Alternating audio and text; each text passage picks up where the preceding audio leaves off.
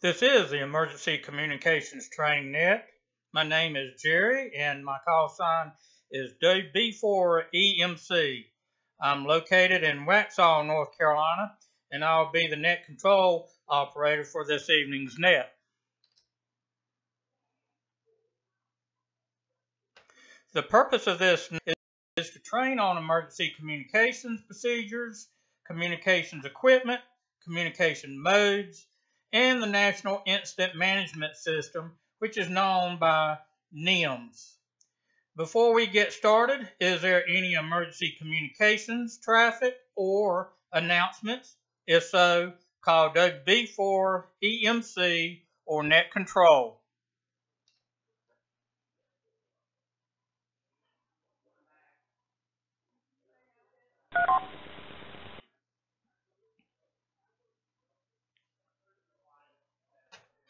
Okay, hearing none, I'd like to go through the net roster as we have it right now. The net control station, myself, B4EMC. The net is also pleased to recognize KB4GKI, Jamie, in Wilkes County. And also, the net is like to recognize KD9er, Juliet Delta Delta, Billy in Goshen, Indiana. And also the net is like to recognize KM4MJQ, Eric in Charlotte.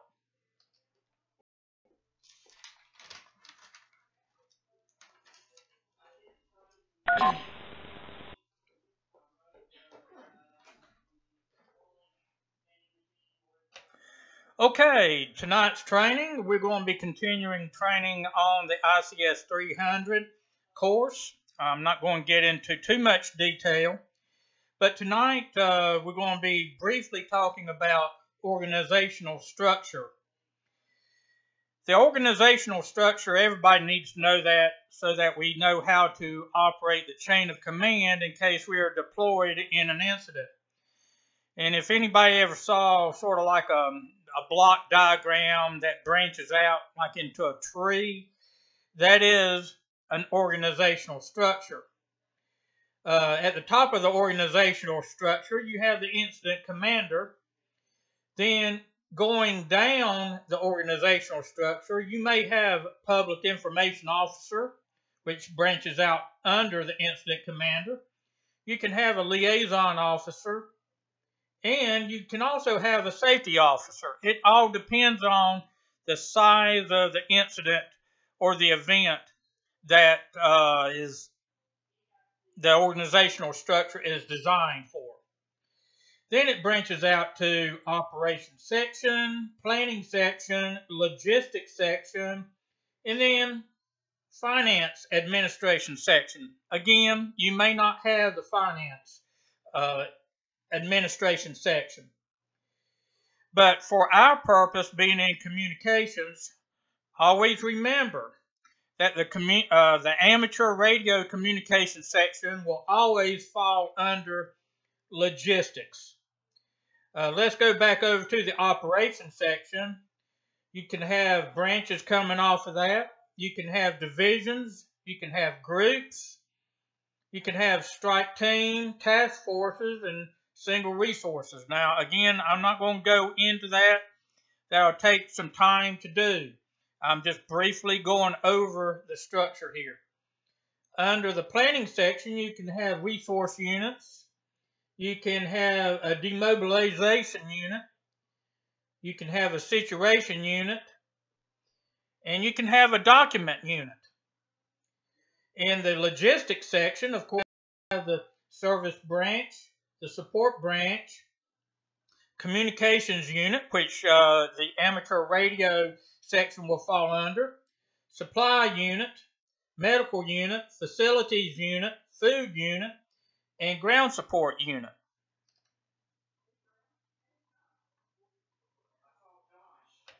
This is B4EMC continuing.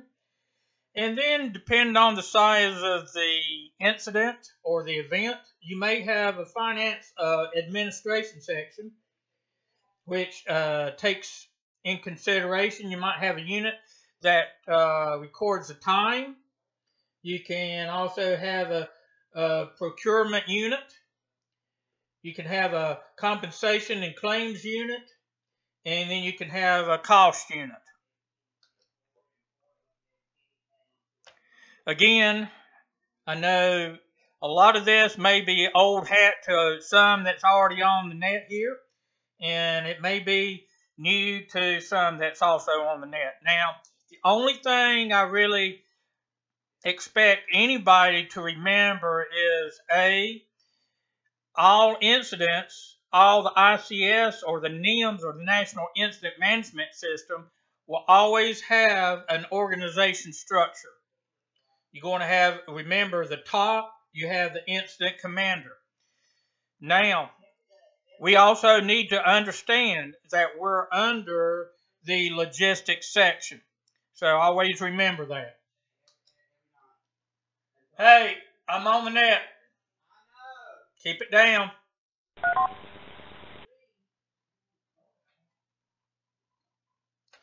Okay, we also have a command staff. The staff who reports directly to the incident commander, including public information officer, safety officer, liaison officer, and other positions as required. So the organization structure is basically the command staff. We also have an incident management team. An incident management team is comprised of the incident commander and the appropriate command and general staff personnel assigned to the incident.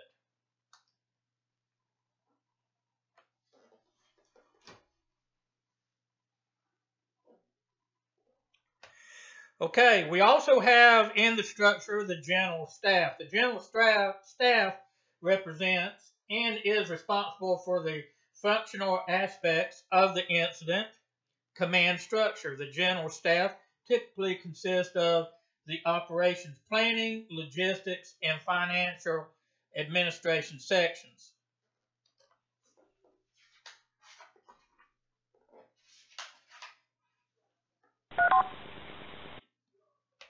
So that's basically, without getting into too much detail, each section has its own, you might say, lesson of its own. So to really go over the command structure or the organization structure in detail will take at least an hour or so, which we don't have on the net. So I don't want to put anybody to sleep. But again, I just want to let everyone know that if you're deployed to an incident, an actual event, being in the NIMS structure, there always will be an organization structure. There will be an incident commander, and you're going to have, depending on the size of the incident, you're going to have some form of structure. And as we will study in the ICS 300 and actually get into 400, we'll go over the different types of structures, and it can get into different types of commands like the unified command, and then it goes all the way up to an area command, which is one of the largest structures that the National Incident Management System will use. So again, tonight I just want to briefly introduce everyone to the organization structure that is in the National Incident Management System.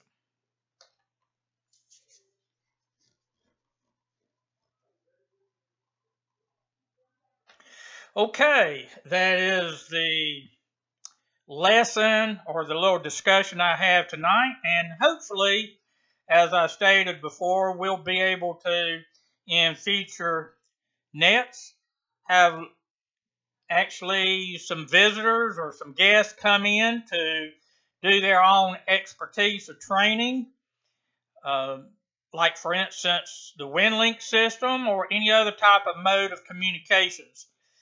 So please stay tuned, and I will let everybody know when that will take place. Hopefully we'll have something in the very, very near future. This is WB4EMC.